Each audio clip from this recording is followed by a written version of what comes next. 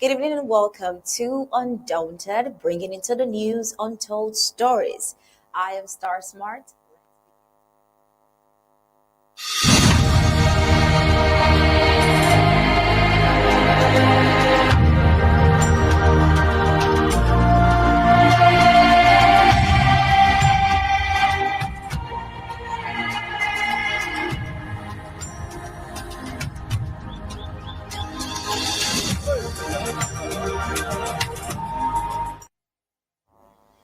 In a move that has reignited tensions and drawn sharp criticism from human rights observers, authorities in La République du Cameroon have issued a new directive demanding the identification of non-indigenous residents in several localities, an order many believe is directly aimed at southern Cameroon's displaced persons displaced by the ongoing war in Ambazonia.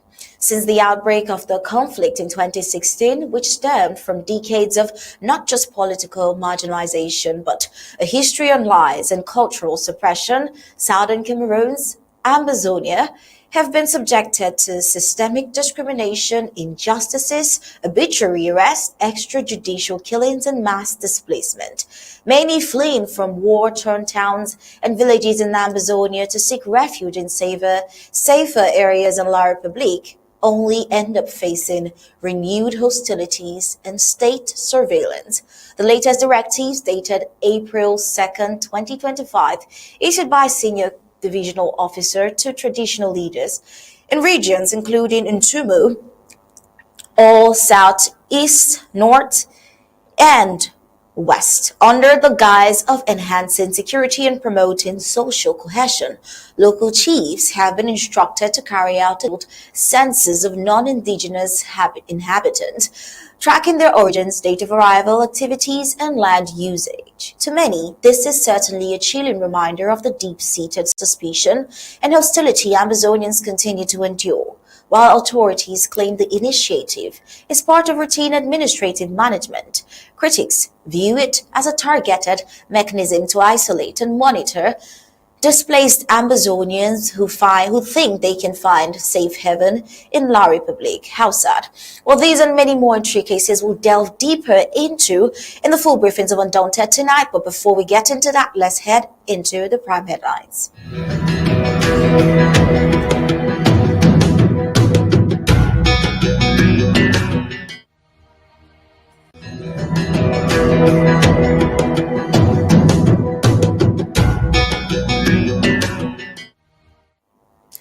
And these are the prime headlines on Undaunted tonight. Medics brave the odds amid lack of immunization in Eyumojock. The death of Lonfor, who is sadly a victim of colonial assassination, as well as La République targeting displaced Ambazonians in new controversial directives. The 17-year-old pursuing environmental protection despite being a refugee. We'll take a look at that journey as well as the African scene where we head into the Ivory Coast cocoa farmers being challenged amidst the Focus Africa Forum, paving the way for economic transformation, as well as on the foreign scene, Biden slamming Trump administration's welfare policies as breathtaking damage. We'll get into all of that right now after this break.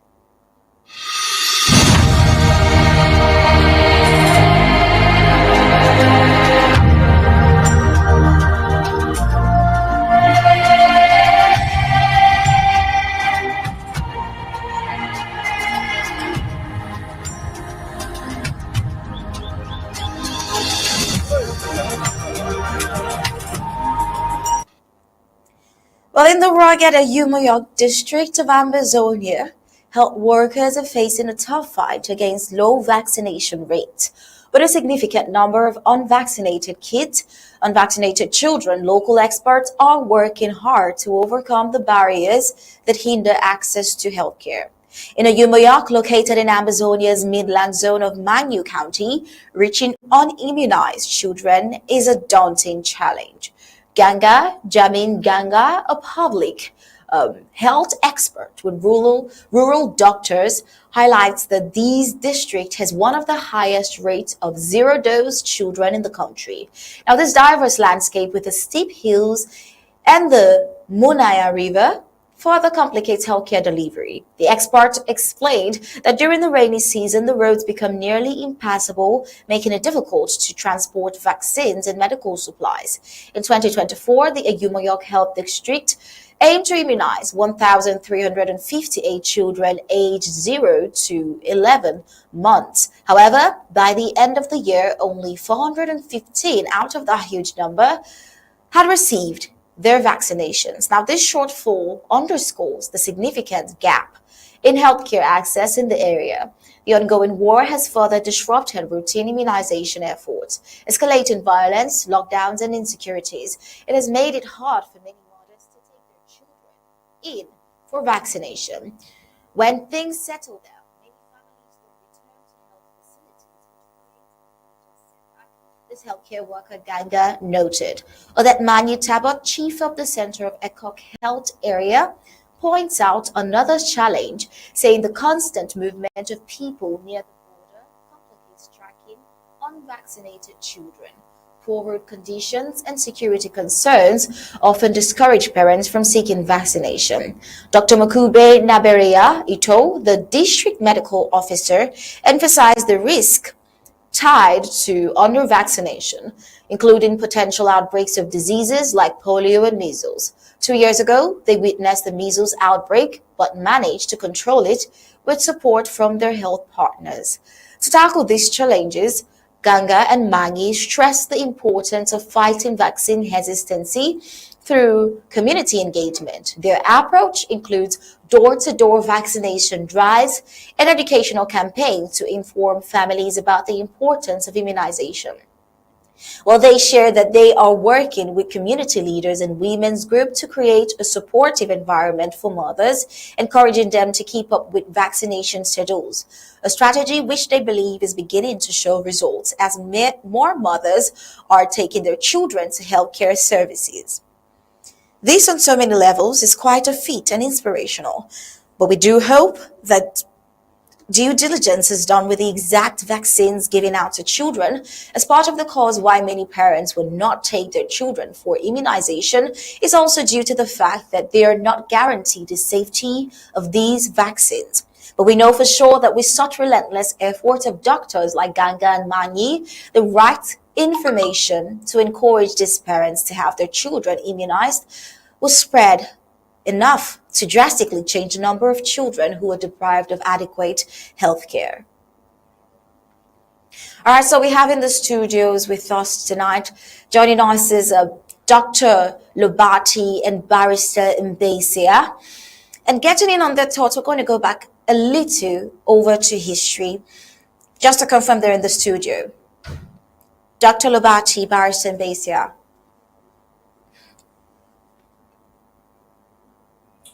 I am in the studio. Good evening, gentlemen. It's nice to have you on Undaunted tonight. Happy Thank to you for have you having again. us. I'll direct this one to you, Dr. Lobati. This will be directed to you as a doctor. And just a fun fact, just before the show, he had an emergency healthcare call. And that is quite interesting that we're having this report about the immunization of infants in Eyumojock precisely. We don't know the other numbers in other villages and towns in Ambazonia, but Eyumojock being the case study here. We're seeing the feats of people like Manyi and Ganga taking out this initiative to make sure children, infants 0 to 11, healthcare and immunization against diseases common like measles. They get this immunization against those, and we could call it a fit. Dr. Lobati, what are your thoughts about this, and how important would you say is immunization for infants within that age range of 0 to 11 months? Dr. Lobati, over to you. Yeah, it's a very, very important topic to unpack. And my feelings are mixed. First of all, it exemplifies the neglect of the people by La Republique government. That's why the roads are bad, they are not fixed, and the supplies are not there to reach out to these people and provide the necessary vaccinations that they need. But at the same time, for those who care to study harder and read deeper, there are some individuals on planet Earth who truly want to use vaccinations to reduce the birth rate in Africa. If those who truly care can go and read. And so we come to a position where we start wondering whether the vaccines that are provided are safe for these children or they come with those bad intentions. Generally, I believe that vaccines are good if they are, the right ones, without those tainted, components that I mentioned. Vaccines are necessary for children to protect them against tetanus, as you know, just by being born and being young with the umbilical cord, they have open areas where they can easily get tetanus, and infants can die very easily. There are so many other vaccination, other infections, about measles, and so vaccines generally are good. But La Republique has abandoned the people. That's why the roads are not there, and that's why the supplies are not there, and the healthcare situation is very deplorable. But at the same time, I would caution the people, when people come to provide vaccinations these days, be very careful about it. I would suggest that they should try as much as possible to rely on like mission hospitals. Those are the institutions that have helped us since independence. The mission hospitals have always been more reliable than governmental institutions. So if you go to a mission hospital and they provide you vaccinations, I think you should take advantage of it. But if the government is proposing and pushing a vaccination, be very, very careful about it. Because if the government is killing our people, abandoning our people, and coming to push vaccinations, be suspicious and be and that this such a vaccine is a suspect of what I was talking about. I think I'll leave it right there for now. Dr. Lobati, that is one of the concerns the people, the mothers especially, have about these vaccinations, and that is why you see the number of children who are able to access this vaccination in a very low range. Barrister Mbeseha, still on this topic, over to you. If you would remember clearly, in 2023, we reported a certain vaccination, not for infants this time, for adults, that La Republique, the government of La Republique, was pushing onto only a certain part of the Cameroons, which is actually part of the southern Cameroons, which raised a lot of eyebrows. And looking at that, coming back to see this philanthropic move to vaccinate 0 to 11, it is no wonder why some mothers might want to question. What do you have to say about this, looking at coming from there and the concerns Dr. Lobati have raised, as well as the concerns spread about the women? Well, I think what Dr. Lobati has said is in summary what the medical situation is. But again, this is happening in Eyumojock. Yeah. This happening if your story is true, it is in Eyumojock. Where are you right now? Are you Eyumojock is in Ambazonia. Right. Are you urgent care? When something is coming to Ambazonia, especially to areas like Eyumojock. We're the health department. Oh, okay. This death certificate. Dr. Lobati is talking. So I was suggesting that, you see, when things are coming to us, especially Eyumojock, which has posed a lot of threats, one must be careful. But you must take them because it is meant for you. The important thing is that you have to be very, very careful. One thing I know, medically, vaccinations are good in general, but they are not forced. If you are being forced to have your child vaccinated, have the suspicion something is wrong. It should not be forced. It should be explained to you. You should understand why and the type of vaccine they are trying to give to your child. If it is being forced, it is wrong. And then, secondly, as Dr. Lobati says, it is a result of the colonial neglect of our people health-wise. And so we're in this thing for a long time until we get out of it. But you can deny. But the only option you should not do, you don't deny because a pastor or steward will pray for you and your child will get well. That is an option you should never go by. If you want to deny, have a good reason to refuse it. But be careful that you have some better alternatives. because they are health saving. If you happen to be in Eyumojock, where perhaps they don't have mission hospitals, mission health centers, maybe you have to do something else to go down to Mount Fair if it is necessary. And so you have to be very, very careful, let your eyes be open. And again, I know what is happening in Eyumojock, like most other rural communities. Don't deny the vaccine simply because your pastor has told you to bring the child and pray in his church, and the child will get well. That should never be an option. If you must deny it, find out those nurses who give it, they're duty bound to explain to you why they are vaccinating your child, what the outcome will be, the side effects. Get those things clear to you before you take the risk. Over to you. All right, thank you so much, Barrister Mbeseha. I'm still looking at the reason why, of course, there has to be caution applied to, especially according to Dr. Lobati, healthcare that comes from the colonial government. We'll take a look at what the colonial government and its military is actually doing to Ambazonians right now. We see a tragic report as the family of Lonfor, who is a young man from Pinyin, a village in Santa local government area, who has been left in mourning after receiving the devastating news of his assassination. Lonfor, who was abducted by the Colonial La Republique Army during a brutal raid at a dog meat joint in Intamulong, Bamenda, in January, has been confirmed dead. His lifeless body was discovered on Monday, April 14th, 2025, at mile 11 Bafut, callously discarded by the very forces that abducted him. Lonfor was one of many young Ambazonians abducted by the colonial army, a fate shared by countless others, while some families have been able to secure the release of their loved ones. After paying exorbitant ransoms, the Awa family's desperate attempts to free their son were met with failure and eventually this tragedy. Described by family sources as being accused of collaboration with the Ambazonian State Army, Lonfor was held without communication until his body was found, further highlighting the ongoing violence and repression by the colonial regime of Pobia. His tragic death adds to the ever-growing toll of innocent Ambazonian youths caught in the deadly grip of the La Republic military, unrelenting allegations and assault. Barrister Mbeseha, it is at this juncture we'll come to you. Looking at this report, it is, from my perspective, I might not be a legal mind, but only looking at it already, it is very illegal on different fronts, on so many fronts. First of all, the arbitrary arrest with no reason, with no warrant, and then not even having to go on trial to prove if he's false or innocent. And there you have another vibrant Ambazonia assassinated by the colonial regime.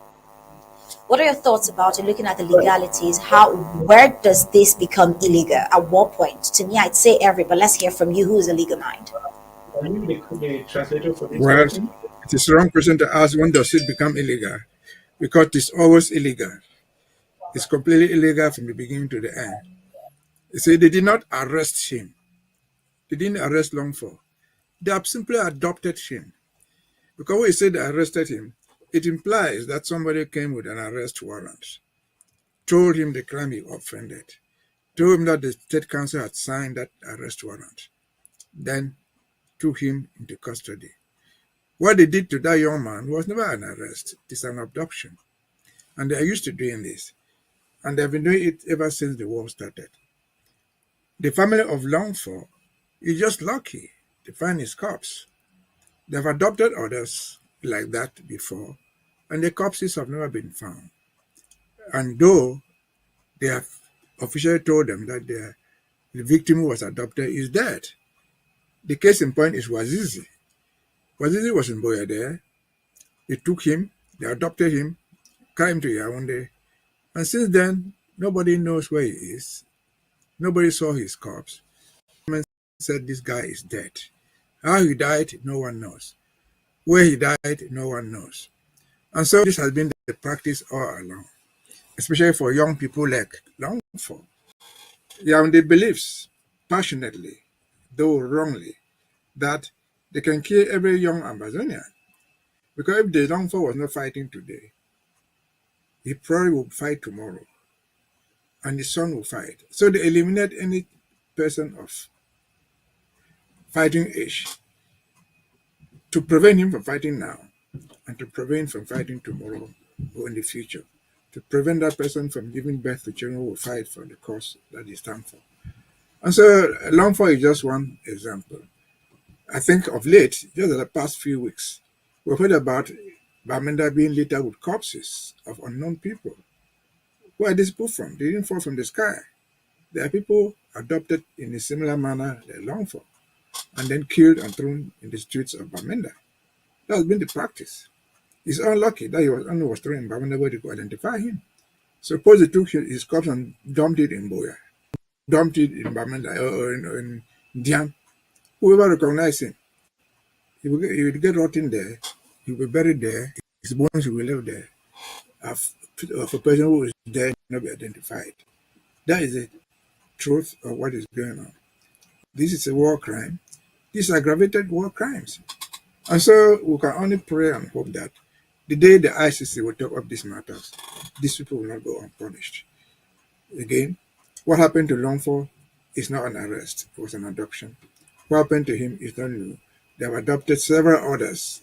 All the corpses that have been found in Bamenda the past few weeks are, in the majority of cases, people were adopted by the colonial master from different parts of the country and killed, dumped there, so no one will recognize them. What country is governed by dead bodies littered the streets, where the government does not investigate to find out? Yes, they're so long for. What have the other causes have laid there? What has the government done to identify them? This guy who is dead is called ABOC.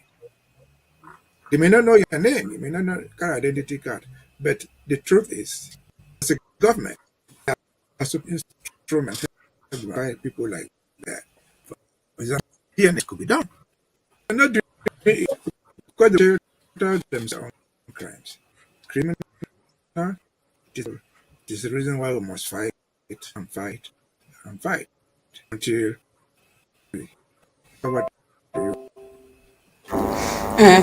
Whereas Mbeseha, before I get to Dr. Lobati, we've seen this pattern of La Republic forces killing a 5-year-old over a bribe, and now we're seeing a case of if you're not able to pay a ransom for charges that were trumped up, your vibrant old son would lose his life. And it's just a clear sign that Ambazonian lives mean nothing to the La Republic forces and those who send them out to carry out this dirty task. Over to you now, Dr. Lobati. What are your thoughts concerning this report? It's consistent with La République du Cameroon and the French who control them.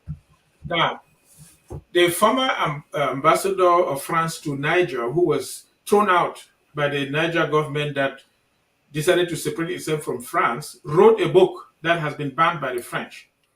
And in the book, segments of it that came out, he stated that these ambassadors were sent to Africa purposefully to keep the countries under terrorism, and then also kill the citizens so that France will control the Africans and they want an Africa without France. That is the mindset of the French government and their ambassadors all across Africa. People need to understand that. If you don't understand it, you will not understand what's going on.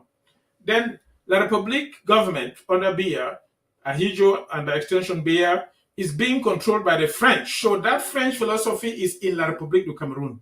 That is why in their document, How to Conserve Power Among Themselves, they mention the Anglophones and how they will treat them. They regard the Anglophones as second-class citizens. And they don't care about the number of deaths among Anglophones, that nobody should worry about it. And what they want is to kill as many and, if possible, all Anglophones in order to confiscate the resources of the land. The only reason they hold on to Anglophone Cameroon is because of the resources of the land. They don't love anybody. They don't care about anybody. And they will use any method, whether it's through abuse by the military, and like I said, suspicious, poor healthcare, even vaccinations, and any method they will use to kill the children and the people of Ambazonia in order to control the land and then confiscate the resources. And right now, what they're doing is they're making it very easy for Francophones, that's French-speaking La République citizens to acquire land in Ambazonia while depriving Ambazonians from having land certificates of their ancestral properties that they grew up in, that belong to their forefathers, but giving these land titles to Francophones and indirectly displacing the Anglophones. They are doing that on purpose, both in the northern zone and in the southern zone. So what I'm saying is that what they did there is not surprising. But what do we know? We know that what is the difference between Paul Biya, the richest person among the Republic government, and this young man that you talked about? The difference is that Paul Biya is very wealthy because he confiscated and stole the resources of Ambazonia and La Republique and stashed them away in Swiss bank accounts, lives in abject luxury and debauchery, and feels important. But he's only a human being like this young man. And this young man has been deprived of his opportunities in life just because he comes from a wealthy part of that country, and he's been deprived of his wealth, and they look at him and think he is poor. But the two are the same as far as God is concerned. They are created in God's image, and so Biya is not better than that young man. But La République de Cameroon thinks that because he's an English-speaking from the English-speaking zone, he is second class. They can treat him anyhow. They can kill them, even little children, just to control the resources of the land. That's what I would say here. I can expand and talk more, but that is the philosophy. It comes from what the French think, that they have passed into the mindset of the Biya regime, and that's what they're executing in Amazonia. Thank you, Dr. Lobati, for that wonderful contribution. And it couldn't have been said any clearer. And that's just factual history about the two Cameroons. And it's a sad reality that Ambazonians have to live in. And Ambazonians are not over being the targets for La République. Yet again, in another report, we see La République targeting, this time, the same people that they have systematically displaced. Displaced Ambazonians. We see La République directives targeting non-indigenous residents, raising fears of further discrimination against Southern Cameroonians, as has already been heard by Dr. Lobati. Since the onset of the war, as we know, Southern Cameroonians have faced growing discrimination, and a recent directive issued by local authorities in neighboring La République has intensified these concerns. There's an argument about the new policy, which is obviously unfairly targeting the Ambazonian community, which adds to the already strained relations in the Cameroons, mired in conflict. A document dating back to April 2nd, 2025 has surfaced, and it reveals that the Colonial Senior Divisional Officer in La République has instructed traditional leaders in the Ntumu South 1, Ntumu East, Ntumu North, and Mbeseha East and North regions to conduct a census of non-indigenous residents. The official reasoning behind this directive is to, in quote, enhance security and promote social cohesion in these areas. However, many critics view this move as a thinly veiled attempt to single out the Southern Cameroonian population, despite the nation already being embroiled in this conflict they did not start or even ask for. The war, which has raged on for over 8 years now, has had devastating effect on the Ambazonian people, leaving them continually marginalized and vulnerable. The document specifically instructs traditional leaders to gather detailed information about non-indigenous residents, including their date of arrival, activities, and land usage. The directives has raised concerns that such a focused effort of identifying non-indigenous individuals could deepen existing divides and foster further discriminations within communities where Southern Cameroons reside, particularly against the Southern Cameroons there. Now, historically, this kind of targeted approach has been used to create rifts between communities rather than fostering unity. Of course, there's the argument that instead of encouraging peaceful coexistence, understanding that these Ambazonians are displaced, the directive could only exacerbate the very division it claims to address, worsening the tensions between the Southern Cameroons and the La République du Cameroon, as well as other local groups in the region. Now, the Colonial SDO also requested that chiefs report back on the outcomes of the census and any challenges they face in executing their directives. The document has sparked, of course, widespread outrage, with online debates questioning the true intention behind this policy. Many are concerned about the potential consequences for social harmony in La Republique, fearing that the directive could further destabilize Ambazonia, southern Cameroons who are already on edge. Dr. Lobati, will come over to you because it is quite interesting that the factual historical statements you just made right now in regards to the last report actually tallies with the recent happenings, the resurfacing of such document that further shows marginalization and further talks about the who has access to gaining land and more. You just spoke about. I believe you want to further elaborate on this topic, and then we'll hear from you, Barrister T. Dr. Lobati, over to you. Correct. So basically, this is consistent with the mindset of La République du Cameroon government. Like I talked about the strategic document of how to conserve power among themselves, they are afraid of three groups. That means the area around Paul Biya, where his ethnic group is the Bulus in the southern zone, and then they add among them the Eyumondos, which are around the capital Yaoundé, the central region. So they are afraid of three main groups. The biggest one is the Bamlikes. Those are mostly in the western region. These people constitute 40% of the population of Cameroon. And they are afraid of them. The French have been afraid of them and committed genocide from 1946 through 1947, where they killed, estimates are 200,000, some over 1 million of the Bamlikes, and did to them exactly what La République and the French are doing to Ambazonia today. Burn their houses, kill their people, heads of people that they have decapitated on the roads to intimidate the population. And they don't want them to come to power because the French were afraid that these are very dynamic and strong people. And La République is afraid of them ever coming to power, and they will do everything possible not to get them to power. The second group of people that they are very afraid of are the Ambazonians, and the third group are the Muslims in the north. So in their strategy document, if you would bear with me, I can read to you what they say about the Bamlikes and what they say about the Anglophones, because what those DOs are writing and are doing is instruction from the government to contain these groups. So what they say about the Bamlikes, it says we must divide and oppose the Beti and Bamlike groups and do everything we can to put it into the heads of our people, the people from Biya's region and the Betis, that their enemy are the Bamlikes. We are aware of the evidence that the Bamlikes are the majority ethnic group in Cameroon, which I said is 40%. But we will have to mask this reality by focusing the debate on the number of ethnic groups, 250, by claiming that the Bamlikes constitute only one of over 200 ethnic groups. Every Cameroonian must see a suspect in every Bamlike. We will lose power the day we stop fanning the flames of hatred of Cameroonians against the Bamlikes. Maintaining the myth of a Bamlike plot is imperative to the survival of our power.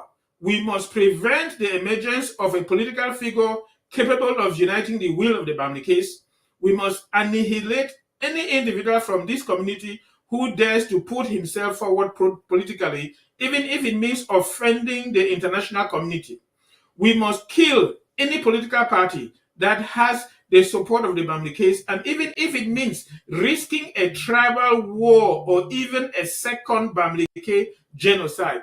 The reason they talk about a second Bamlike genocide was because there was a first conducted by the French, like I said, from 1946 through 1970.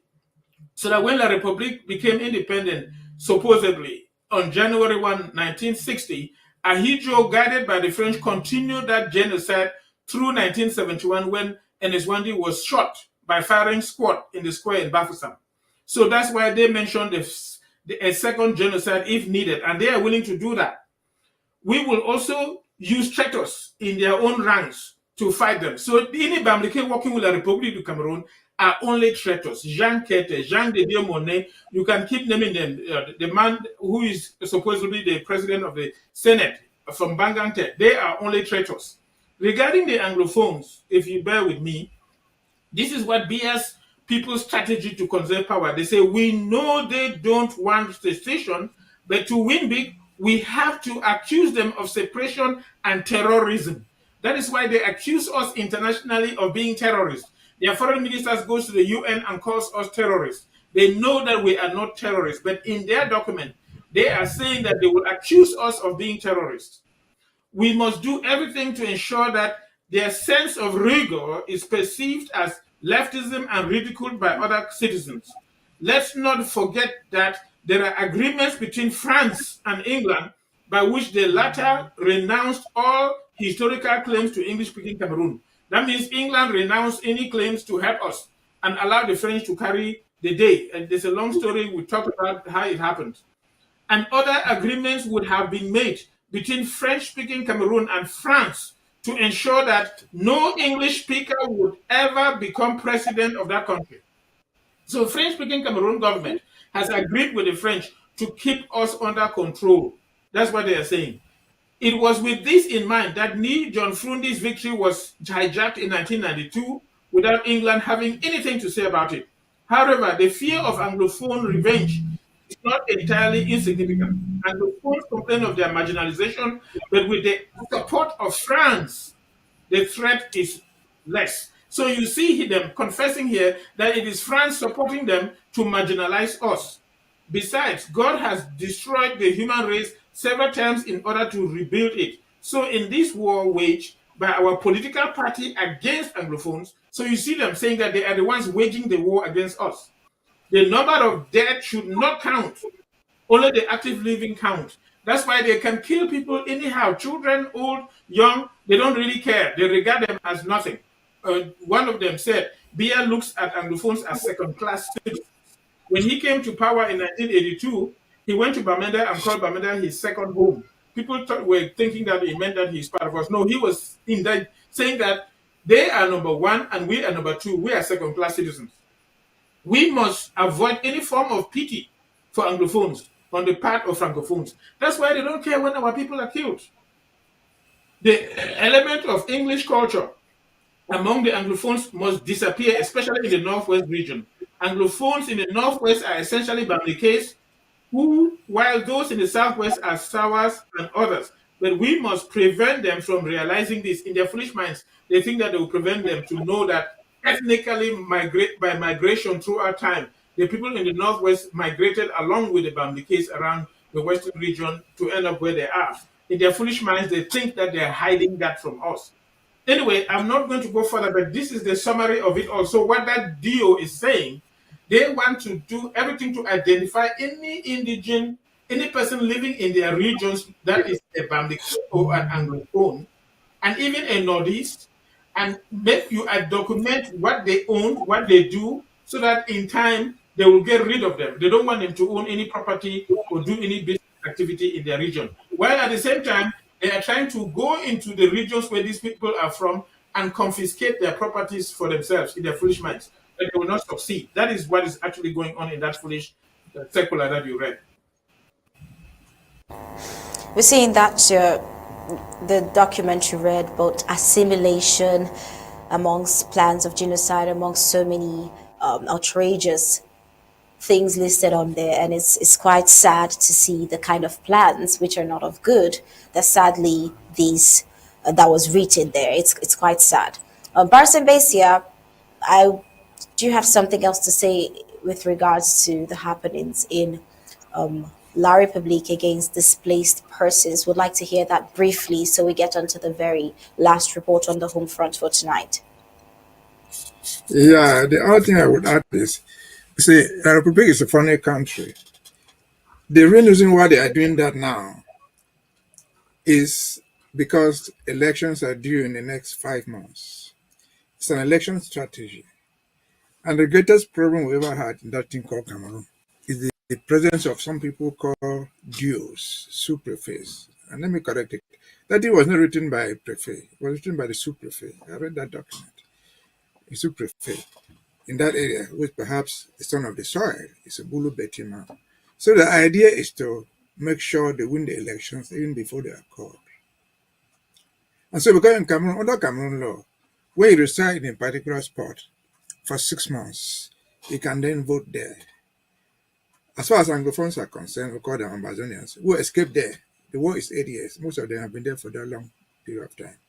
They probably have registered to vote there. And they know that comes the day of the vote, they will not vote for Paul Biya. And so they want to eliminate their voting ability. Where in advance?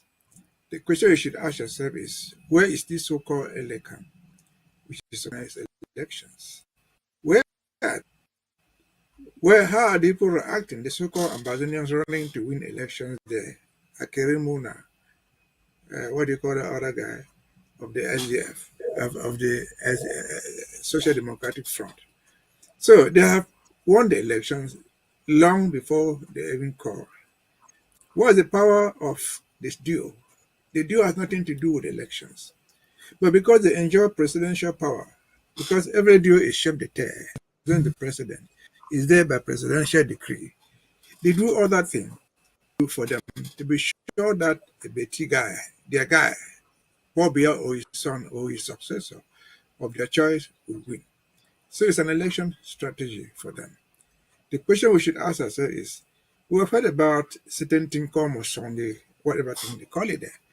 Where is the Mosonge group that is supposed to preach living together? Where is the Mosonge bilingual, whatever nonsense they call it there? Where are they? This outright discrimination. We're not part of that Cameroon. But this is outright violation of their own laws. How will you tell somebody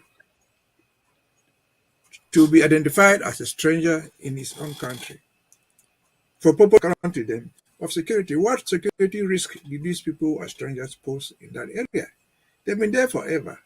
If not pose no security risk, even the post, if one of them stole, if one of them killed, it's a criminal. He or she should be arrested and tried. That blanket banning of people is a political strategy in advance of an election due in 5 months' time. Remember, the election is due in 5 months, but they are going to declare the elections ready the next 1 month. Because they will campaign, they will try to register. So about 2 months, 60 days to go. I find these things happening, nobody is challenging it. Even the Musonge so-called group is not challenging it. And so the question Ambazonians should ask is, are you part, because they are mentioned in that document specifically, are you part of that? Are you part of that country really? You are not. To me, they are not internally displaced, they are just refugees. Refugees escape to where you can find shelter. You are internally displaced when you are part of that community. And the government has never regarded them as such. Because the government in Yaoundé has never done anything to assist the internally displaced or internally displaced, be they in Yaoundé, be they in Douala, Bafoussam, or anywhere else. So they are just refugees. Registering to vote there, which they all know. We sitting here in this government, you have no reason to vote there. But that is a real challenge. For those who believe that they can change that country, as far as Ambazonian is concerned, through the ballot box, it will never, and I've taken that opportunity before to emphasize that our problem is not in the voting, because our problem is not who occupies what ministry. Our problem is institutional return, assimilation of one country by another. That will never be solved by the box. Just as Spain, they are discriminating against them like that because they are mentioned there as Anglophones. And so they are the people, they are the bat species which is being used. But again, the greatest problem that they have there, be it in that village, somewhere in the center, be it in the north, be it in the southwest, be it in the so-called northwest, the greatest problem they have is these people, these imposters, trained in them, called duos. They are the first people who should be eliminated on the face of any democratic society. They can arrest you, they can do what they like, they can kill you, and go free because they have the presidential fiat. So that is not acceptable. Ambazonians who are fighting to vote in that country, you're surely wasting your time. The best thing for you to do is, if you find yourself there, because you moved like, know that there's somebody fighting for you. This government is fighting to liberate us. Do something to support this idea. Don't say it publicly there because they will kill you, but you have your own way to support the struggle. Again, that is the election ploy, as simple as good morning. To win the election well in advance, before even the elections are declared open for campaign. And so, can they do that? They may try. They might be able to subjugate the Anglophones, they call them. But I very much doubt it will succeed in doing the same to the Bamini case. But the Bamini case, in their financial worth, are not people who will not throw over to you. All right, thank you so much, Barrister Mbeseha. That was quite detailed and expedient. With that, we'll just head on to a report on a brighter note. It's always tragedy as long as La République hasn't taken his hands off of Ambazonia completely, something we hope that the international community would come and intervene over. But in the meantime, before we leave the home front report, we'll take a look at a beautiful report amongst the terrible. We see Ezekiel, who is a 17-year-old, I didn't say 70, 17-year-old, internally displaced boy, finding hope through a unique program that transforms waste materials into sustainable building blocks in Bamenda. A recently viral video features Ezekiel and his trainer, Tabitha Martin, showcasing their commitment to protecting their environment despite the challenges in Amazonia. You see Ezekiel, who has stepped up to make a difference. Living in Bamenda, he faces the struggles of being internally displaced, but he has chosen to focus his energy on a project that benefits both himself and his environment. Ezekiel is part of a program run by the Paradise on Earth Association at Upstation Bamenda, an initiative that empowers youth by providing education and practical skills while promoting environmental sustainability. Now, the project involves molding blocks from crushed glass bottles and cement, an innovative way to repurpose waste materials. A video featuring Ezekiel and his trainer, Tabitha Martin, has recently gone viral, committed to making a positive impact. In the footage, we see Ezekiel practicing his block molding techniques under Martin's guidance. Now, many have called upon Amazonians, youth, to channel their time and efforts towards achieving sustainable practices, just like Ezekiel, to help make the community a better place and equip themselves with skills that can lead to job opportunities. This one is quite inspiring because we see that despite Ezekiel being a displaced person, he didn't let that hold him down. He went on to make the most out of his circumstances, gain knowledge, and help himself and the environment as well. That is something to smile about. So in your final thoughts on tonight's report, this particularly, Dr. Lobati and Barrister Mbeseha, I would like to get brief last words from you on the report for tonight, and then we'll head on to the reports around Africa. Okay, so Rick, that is wonderful that we can observe a young man using his talent to achieve something that's good for everybody. I mean, you see La République littered with a lot of trash from all these modern plastics that people buy goods from abroad. After consuming the contents, they throw them all over, and the whole place is full of dirt, which has blocked streams from flowing, and then you get overflowing when the rain falls. But you find a young man here who is talented and knows how to convert that into something useful. It will keep the cities clean again. It will decongest the rivers, and it will turn to something useful to construct a home. I personally believe that every human being, each one of us, has talents, and we need to have the ability to bring it out and use it to serve humanity. And in our situation, La République is stifling that talent, is holding people down, preventing them from using their talent. And if we have the freedom to express it, we will blossom. That's why you see, like Burkina Faso, I saw a report recently that a young man there was able to even produce electric vehicles. Okay. You know, we've been talking all about people like Elon Musk and China producing electric vehicles. But can you imagine that a young African from Burkina Faso is also able to produce an electric vehicle?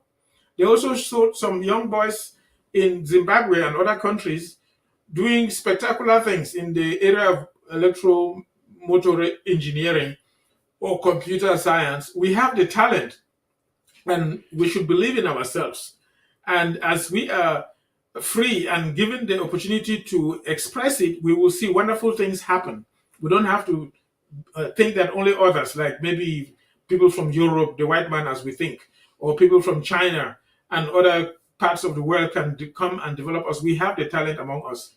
And I think that as time goes on, Africa will emerge and all this talent will be expressed. That is my take on that. All right, Barrister Dr. Lobati, thank you so much for your thoughts on that. Barrister Mbeseha, quickly before we head on to the rest of the news for tonight, what would you say about this innovation here? Well, in summary, our own children are very, very innovative. They can do a lot of things. So in the trial Ambazonia, we should be able to encourage them, not just talking. If you see what that boy is doing, pulling that thing with the hands, we should improve on it. Let him get machines that do that job. And we just remind ourselves that back in 1961, we were purportedly joined this school. We had only one technical school in the whole Amazonia. It was called the Ombe Trade Center. That Ombe Trade Center gave everybody the technology they needed, more than what they graduate today in engineering in different schools. The Republic destroyed it, stole the machines that were there, went away with it. And so that's where we find ourselves. And that story takes us back to one reported story that I saw this week, happening in Boya. There was supposed to be somebody in Boya there, at the University of Boya. They were supposed to be importing cars with the idea of creating a driving school. A driving school under the University of Boya. They asked yourself, what has become with the Faculty of Engineering? Are they trying to build cars or trying to teach people how to drive?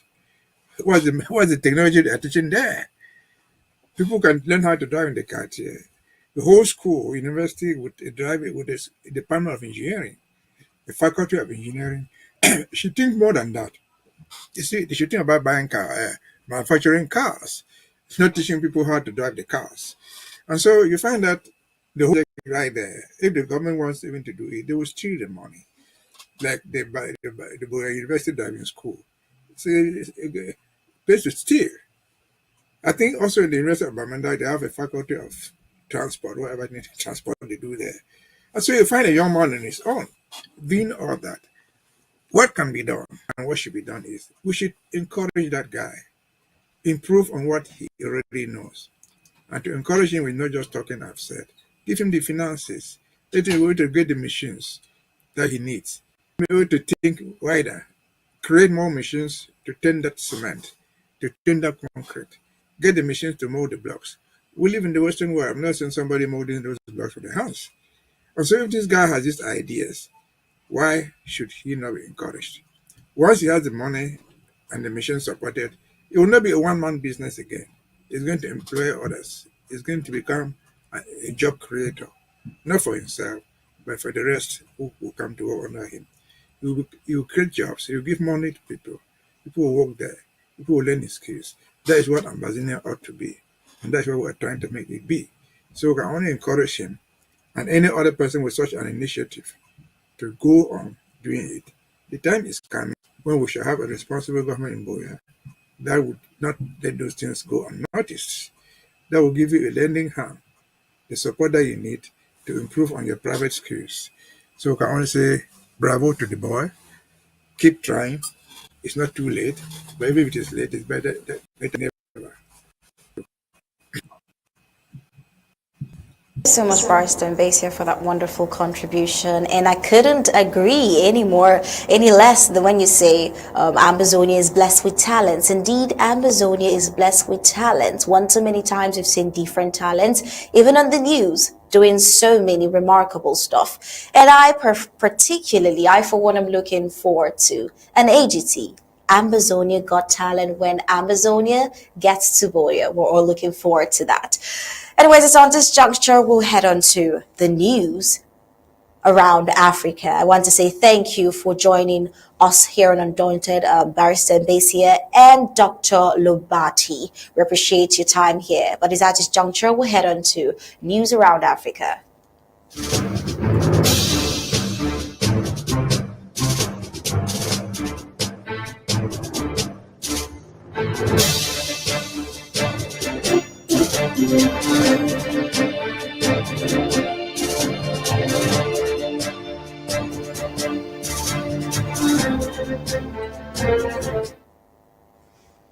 Well, in Africa, we see the ongoing conflict between the Sudanese army and the paramilitary rapid support forces, the RSF, which has led to widespread displacement in Sudan's Darfur region. Millions have been affected by the brutal violence, which erupted on April 15, 2023, and has left a devastating impact on local communities. Amongst the countless victims are displaced families who continue to face unimaginable challenges as the war rages on.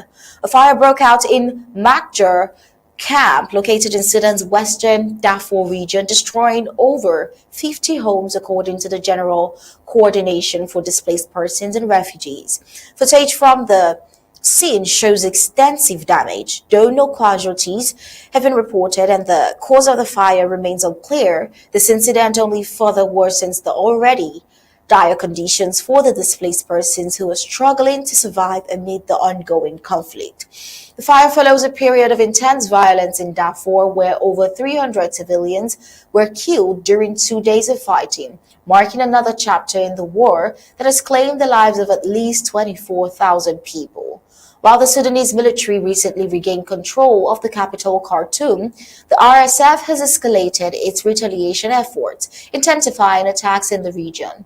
This humanitarian crisis has left Sudan in a state of extreme turmoil, with the United Nations warning that Sudan is the only country in the world currently experiencing famine. The fire at Makjar camp is just one of the many tragedies unfolding in Sudan, which exacerbates the suffering of displaced persons, displaced families. As the RSF continues its aggressive campaigns, the international communities must urgently address the humanitarian crisis and work towards a lasting peace that can end the violence and provide stability for the people of Darfur and beyond. Well, still on the African scene, we see a Focus Africa Forum paving the way for economic transformation, the inaugural Focus Africa Trade and Investment Forum. It hosted by the Afrexim Bank, and the Ministry of Planning, Economic Development and International Cooperation, MOPEDIC. Now, it is of Egypt, which took place from April 15 to 16, 2025 in Cairo. Now, this pivotal event aimed to address key investment challenges and unlock high-impact opportunities across sectors such as agribusiness, technology, infrastructure, energy, and manufacturing. With Africa attracting only 3 to 4% of global foreign direct investment (FDI), the forum emphasized the continent's potential to bridge its $130 to $170 billion annual infrastructure financing gap. Speakers, including Dr. Rania Al-Mashat, Egypt's Minister of Planning, highlighted the African Continental Free Trade Area, the CFTA, as a powerful tool to unlock Africa's $3.1 trillion GDP and strengthen intra-African trade. Currently at just 15%, Afrexim Bank's president, Professor Benedict Orama, underscored the need for international globalization through the AfCFTA, offering Africa a chance to drive its own development. Now, the forum also spotlighted opportunities in agro-processing, energy, and infrastructure, stressing that these sectors can thrive through mutual benefits and strategic investment partnerships, not charity. As Africa faces an infrastructure gap, Afrexim Bank's efforts, including its intra-African engineer procure construct, the EPC initiative, aim to mobilize African capital and deliver world-class infrastructure. Now, with the right partnership, the forum marks a milestone in Africa's journey towards economic self-sufficiency and global competitiveness. We see also in Africa that Al-Shabaab's strategic attack on Adan Yabal highlights growing threats. While in a recent assault, we see the Somalia-based militant group Al-Shabaab launching a dawn attack on the strategic town of Adan Yabal, a key base for government troops in the Middle Shabelle region. The attack, which began with explosives, saw militants advance on foot, seizing portions of the town, while al-Shabaab claimed full control. Somalia's government forces continue to fight for key areas, signaling the intensity of the conflict. This assault underscores the challenges faced by Somalia in sustaining its efforts against the al-Qaeda-linked militants. Adan Gabal, which had fallen under al-Shabaab's control in 2016 before being reclaimed by government forces in December of 2022, holds significant symbolic and strategic importance. Despite recent setbacks, including casualties and ongoing clashes in nearby areas, President Hassan Sheikh Mohamud remains confident in the overall progress of the war.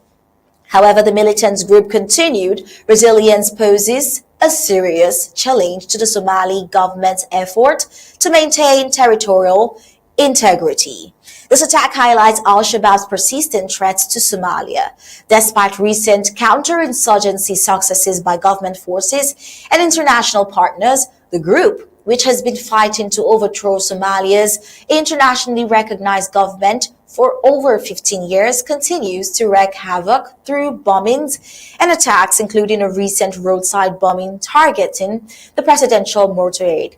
Now, the international community must continue to support the Somalia government in its fight against these terrorist forces as the struggle to protect the nation's sovereignty and ensure peace remains ongoing. Al-Shabaab's reign of terror must be decisively defeated as it threatens not only Somalia but the broader region's stability. The fight is far from over, and Somalia's commitment to eliminating this extremist group remains critical to securing a peaceful and prosperous future for the nation. Now we see that even on the African scene, Trump's tariff has its impact, a growing challenge for Ivory Coast cocoa farmers and global trade. Now, the ripple effect of United States President Donald Trump's tariff extends far beyond the borders of the world's largest economy, as we're seeing with African nations like Ivory Coast feeling the strain. Cocoa, a vital export, and brown gold for the village of Ngatakro in central Ivory Coast, guarantees the livelihood of nearly 6 million people in the country. However, the imposition of a 21% tariff on Ivory Coast cocoa exports to the United States in early April has farmers worried about their ability to sell enough for their produce. Salif Traore, a local farmer, expressed his concern, saying the price isn't good. If we hear the American president came to put a tax on the price of cocoa, it is really not good for us. As one of the world's largest cocoa producers, the tariff threatens to disrupt a crucial export market for Ivory Coast, making up between 15% and 20% of the country's GDP. Farmers are already facing a difficult season due to unfavorable weather, with cocoa prices rising and a stagnating global demand for chocolate. As Boss Diarra, Cocoa Farmers Union coordinator, shared, the customs tax is causing us problems as stockpiles build up and buyers struggle to afford the beans. The Ivorian government has also voiced its concerns, acknowledging the tariff's impact on the nation's trade, which accounts for 4% of its overall trade with the United States. While a temporary pause in some tariffs was announced, the 10% universal tariff remains, forcing the country to look for new markets to offset potential losses. Now, this situation illustrates how Trump's trade policies have not only strained relations between world powers, but also have jeopardized the economic stability of African nations that rely on exports to the United States. The Ivory Coast cocoa sector stands as a stark reminder of how tariffs can disrupt global trade, affecting farmers, government, and economies alike. Moving forward, finding alternative markets and addressing the growing challenges of climate change will be key to mitigating these adverse effects. While the global trade landscape continues to be reshaped by shifting tariff policies, the real-life consequences for nations like Ivory Coast underscore the need for more balanced and mutually beneficial international trade agreements. And now on to the foreign news.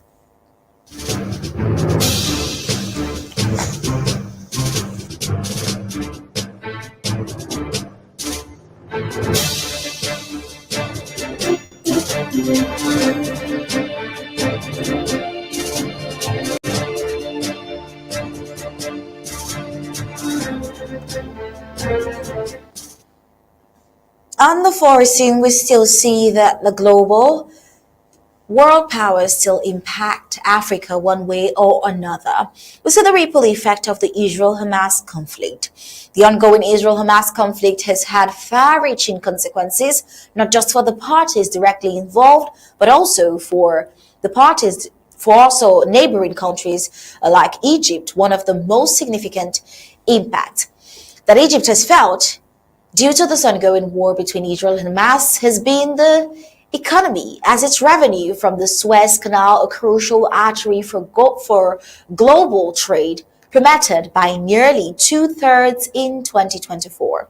Now, officials have pointed to regional tensions and the wars in the Middle East as major contributors to this sharp decline. The Suez Canal, which accounts for about 10% of global trade, generated $3.991 billion in 2024, a dramatic drop from the record high of $10.25 billion in 2023.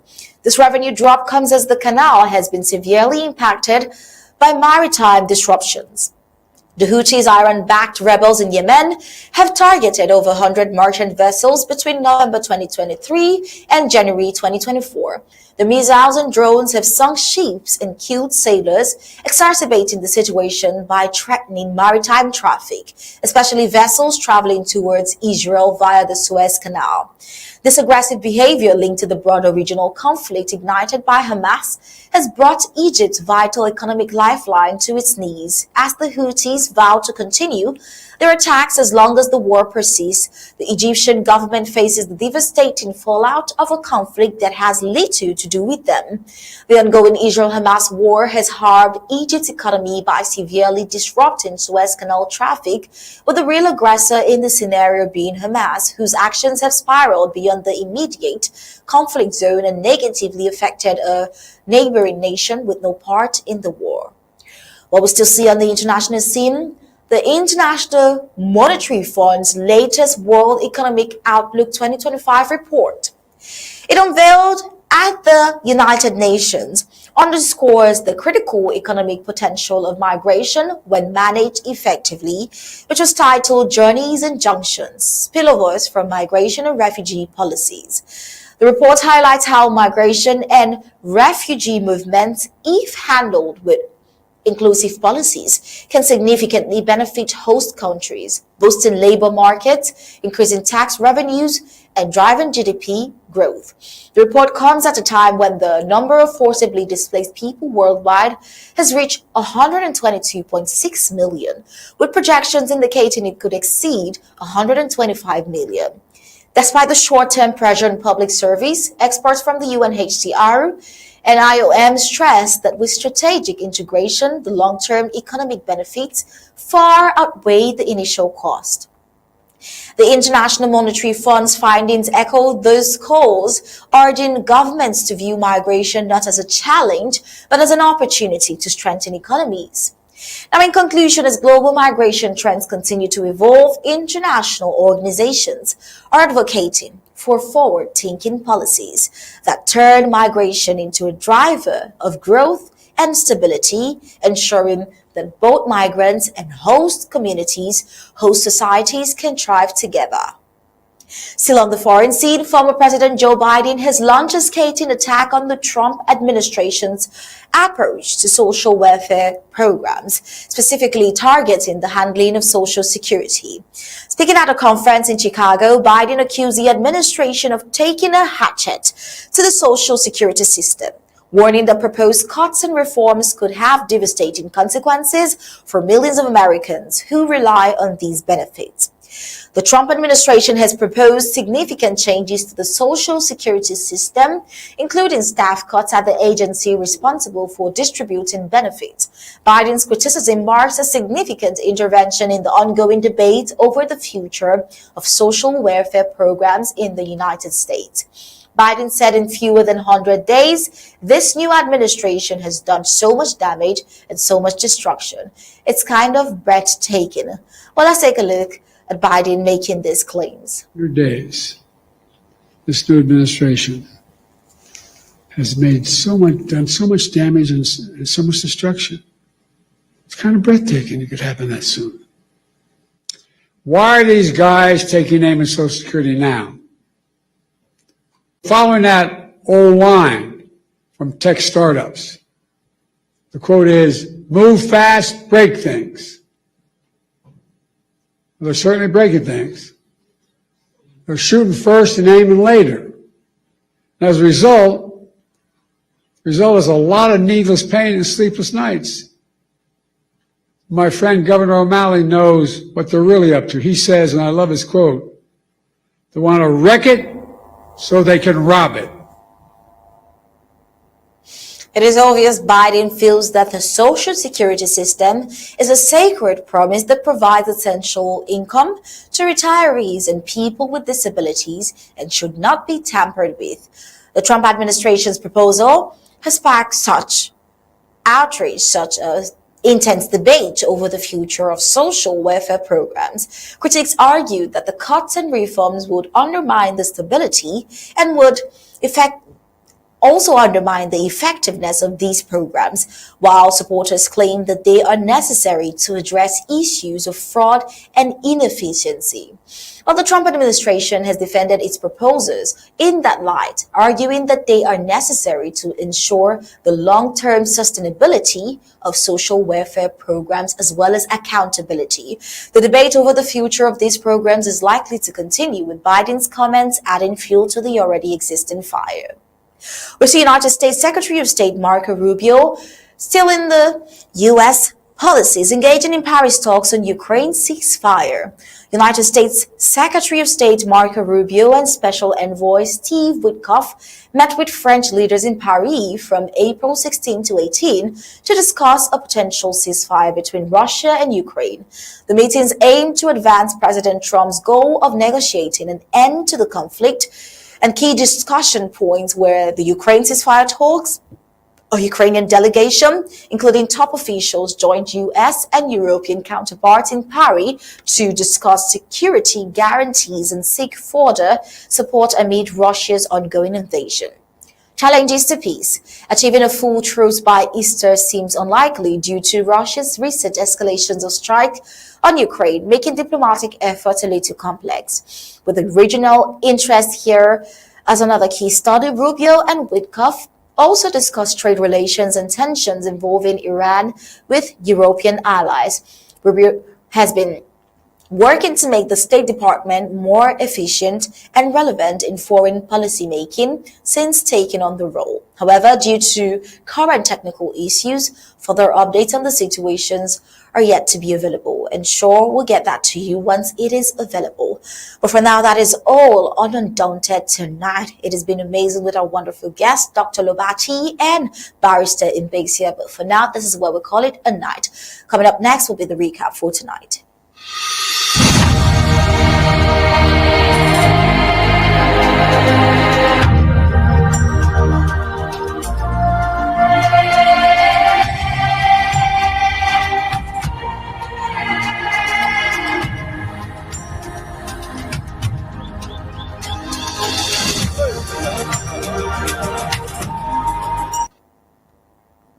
On Undaunted tonight, we saw medics braving the odd amid lack of immunization in Eyumojock, and we saw the death of Lonfor, which is another reminder of a victim of Colonial assassination.